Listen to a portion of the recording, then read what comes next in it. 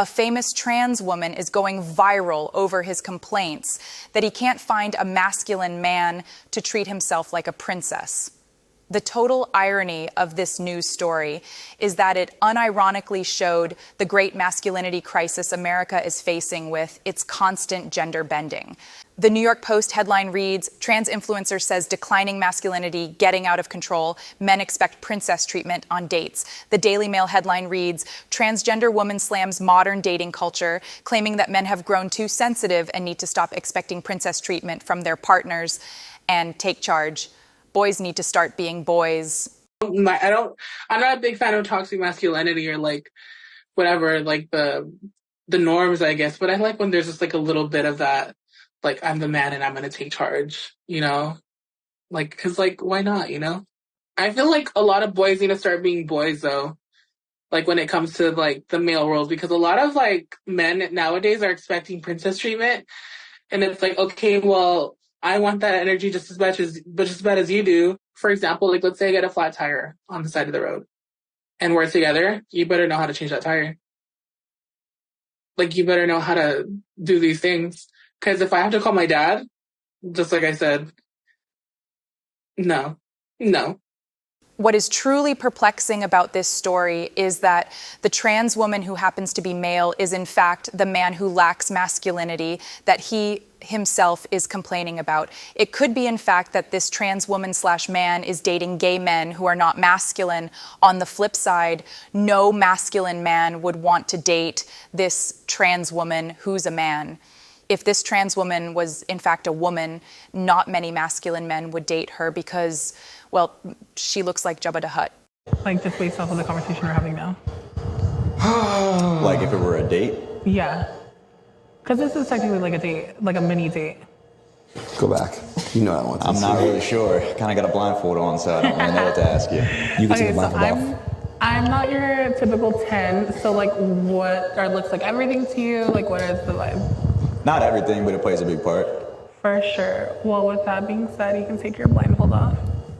Oh, fuck no. Jesus Christ. Get the fuck out of here. A few days ago, Snopes, the fact-checking website, found itself in hot water when it tried to fact-check a photo of President Joe Biden wearing a hard hat backwards during a visit to a construction site.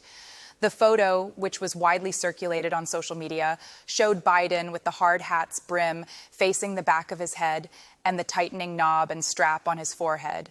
Snopes initially rated the claim that Biden was wearing the hard hat backwards as false, arguing that the photo was taken from an angle that made it look like the hat was on backwards.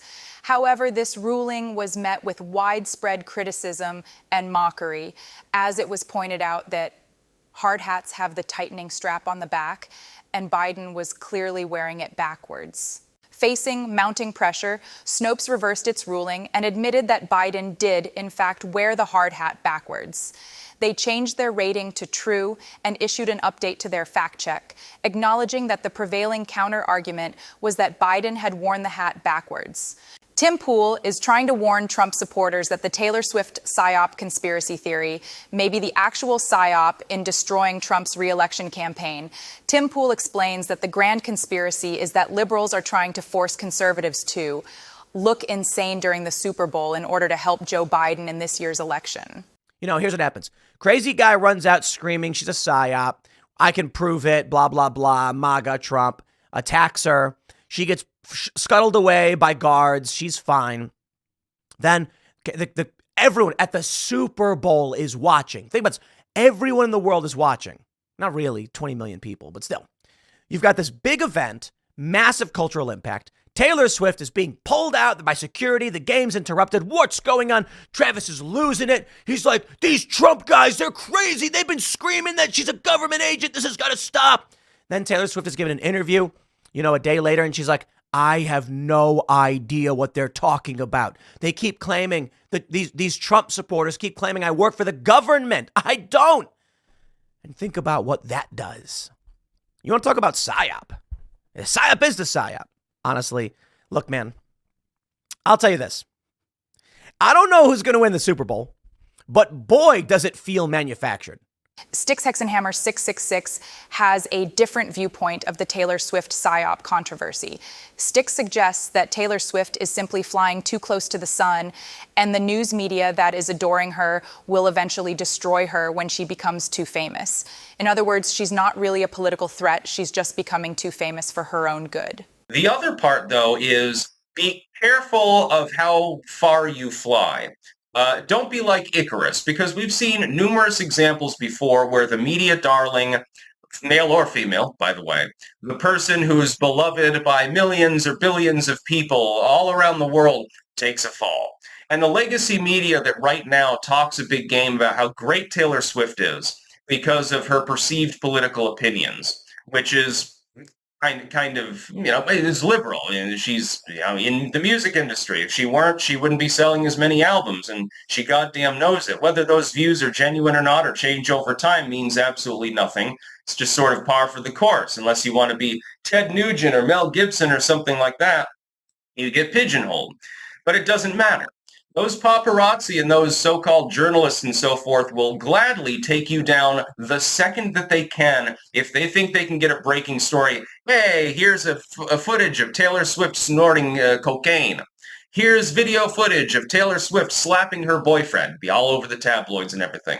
Here's an angry call that a drunken Taylor Swift left to a business after it screwed her over. She's a prima donna or something like that. They will take you down fast and hard, and you won't know what the goddamn hell hit you. Look at what they did to Michael Jackson. Michael Jackson is more of a household name than Taylor Swift.